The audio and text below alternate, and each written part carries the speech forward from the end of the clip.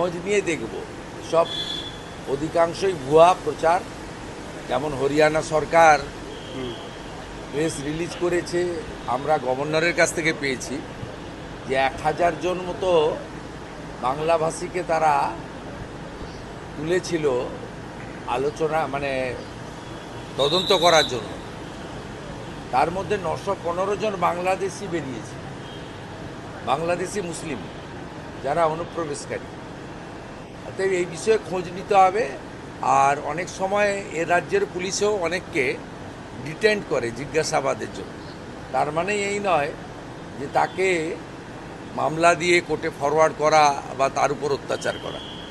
এটা আমাদের আগে সিআরপিসি আইপিসিতে প্রভিশন ছিল, এখন বিএনএসএ প্রভিশন আছে। সব হইচই করে লাভ নেই।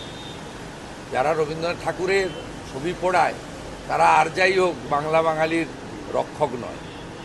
যাদবপুরে আজকে বৈঠক হবে, ছাত্রী মৃত্যুর পর যাদবপুরে আজকে বৈঠক।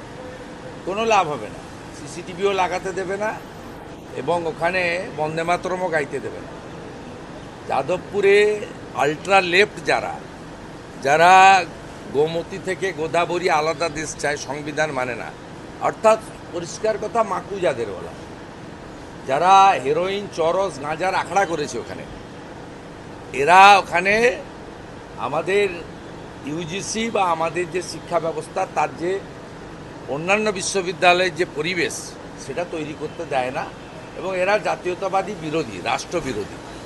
এবং মমতা বন্দ্যোপাধ্যায় এদেরকে লালিত পালিত করেন। তার কারণ হচ্ছে এরা ভোটের সময় নো ভোট টু মোদি বলে, তার লাভ মমতা ব্যানার্জি পান। বিজেপিকে আনুন, সাফ করে দেবো আমরা একদম। যত পার্থেনিয়াম আছে যাদবপুরে আমরা পরিষ্কার করে দেবো, আমরা ছেড়ে দেন 10 টাকা।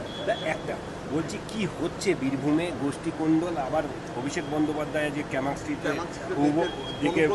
আমি এসবে ইন্টারেস্টেড নই, আমরা ওদের হারাবো।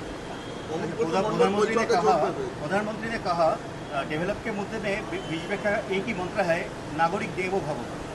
असम में कहा